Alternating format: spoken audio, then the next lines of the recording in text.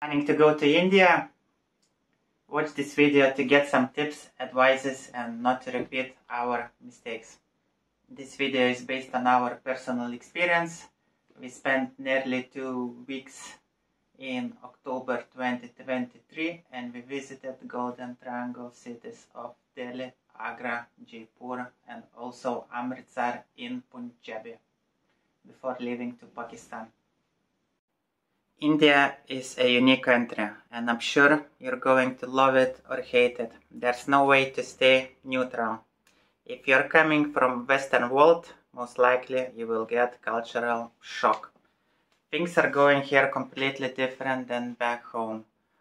Usual common sense is not working. Simple things like asking for directions, buying a SIM card or a train ticket might become a challenging quest. This is definitely one of the countries where doing proper homework before the arrival will save you a lot of nerves.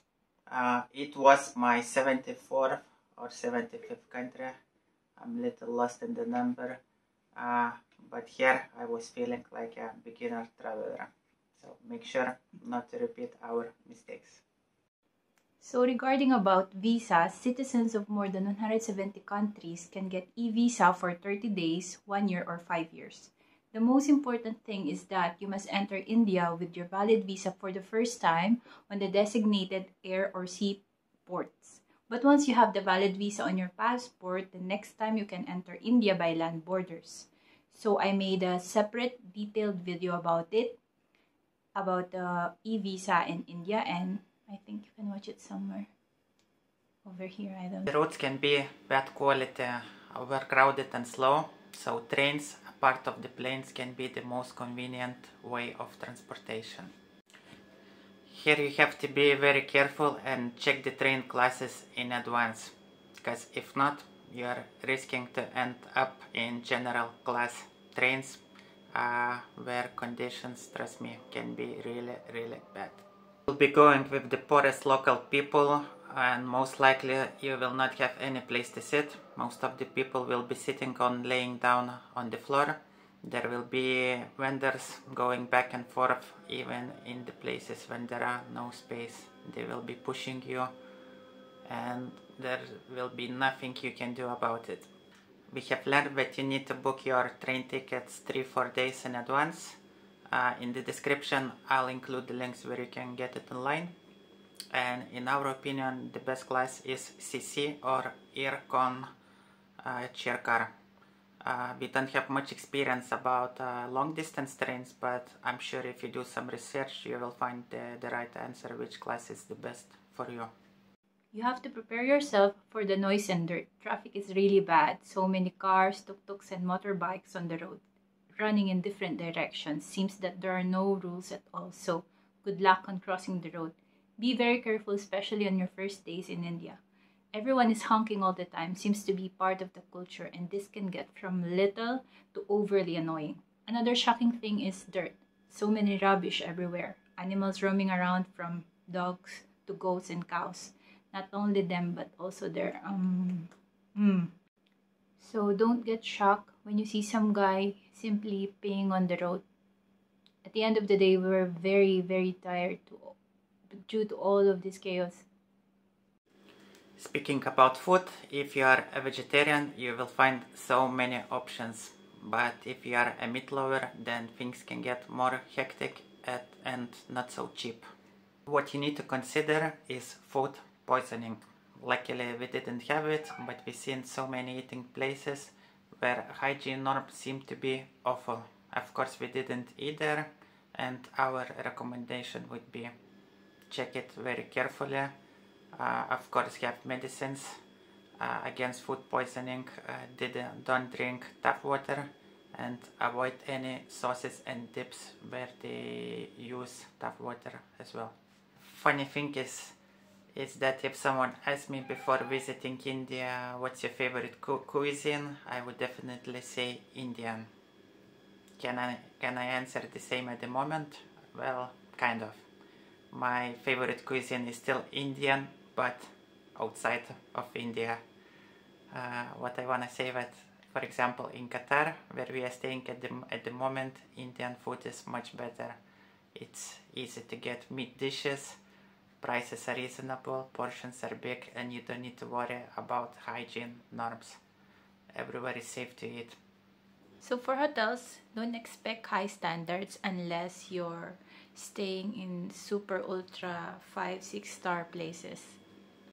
So in our case, we always have a private room having our own bathroom. So we did as much research as possible by checking the reviews and stars in booking.com and Agoda. So we end up booking rooms having like 7 stars, 8 stars from those platforms.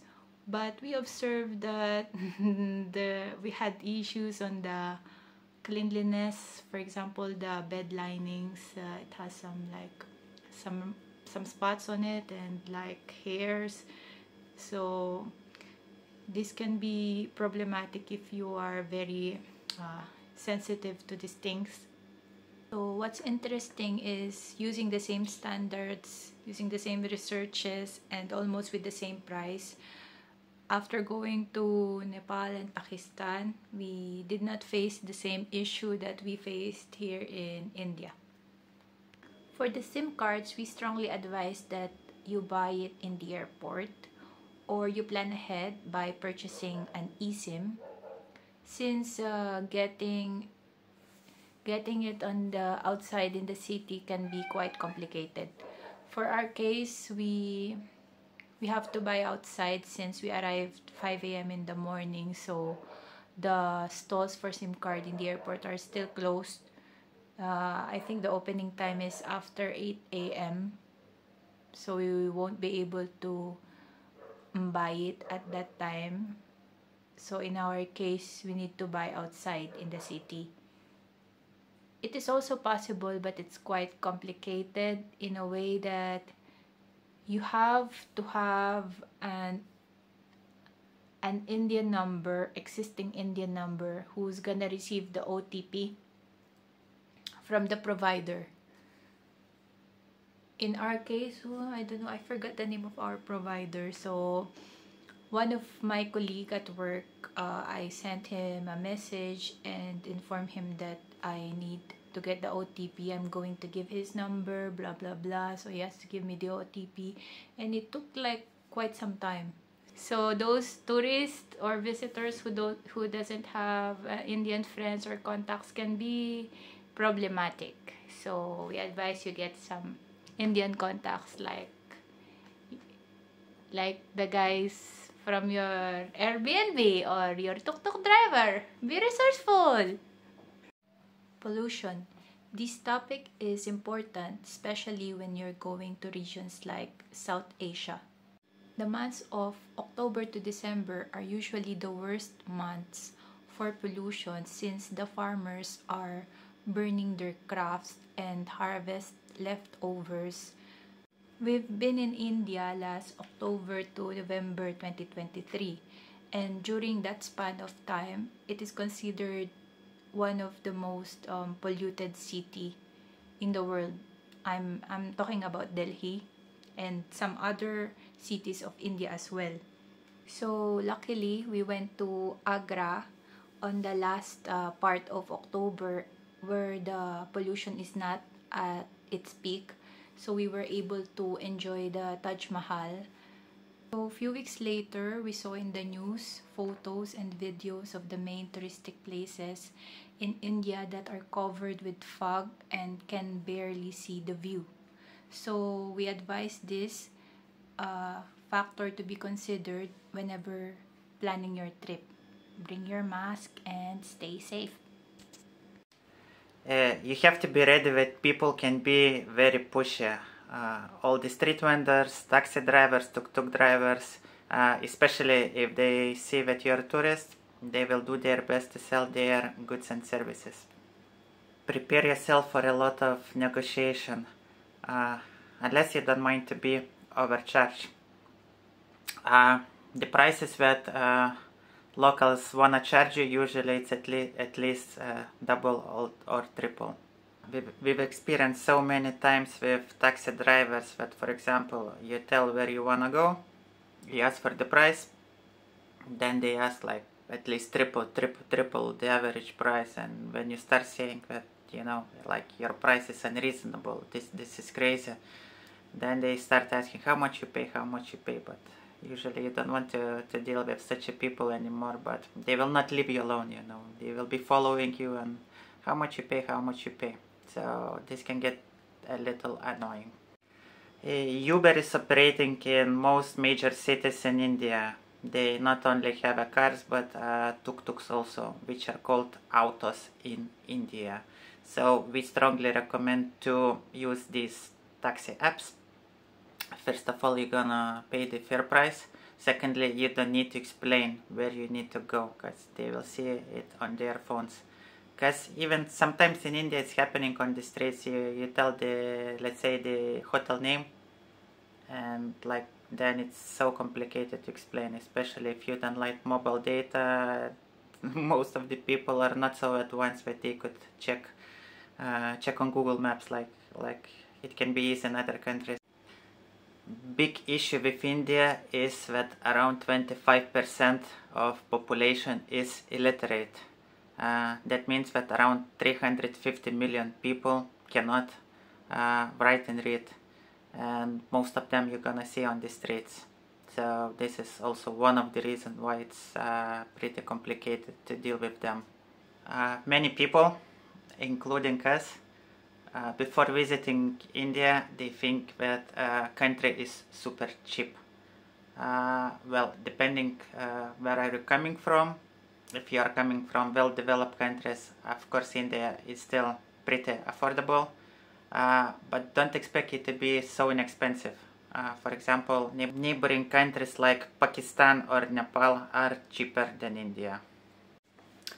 Although English is one of the main languages in India, don't expect everyone to speak in English. Another tricky thing, that the accent that you have, even if you are a native speaker, can be complicated for Indian people to understand, and vice versa.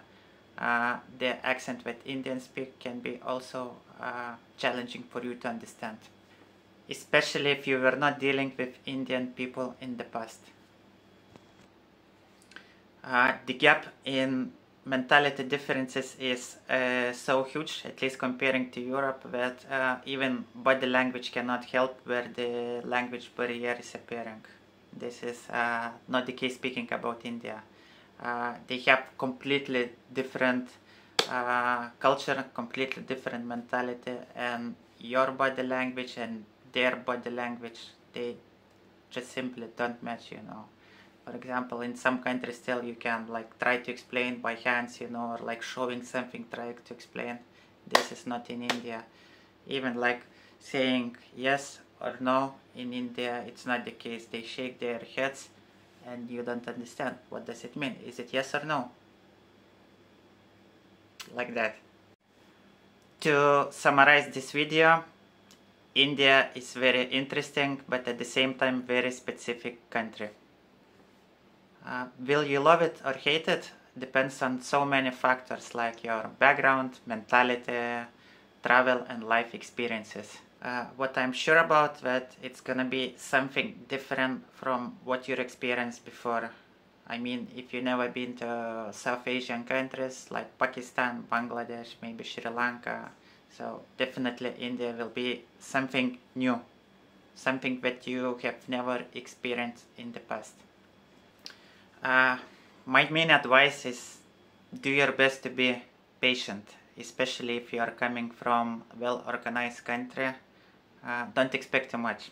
You will not change the country, but this is one of the magic things to explore and to visit the new culture you have never experienced in your past.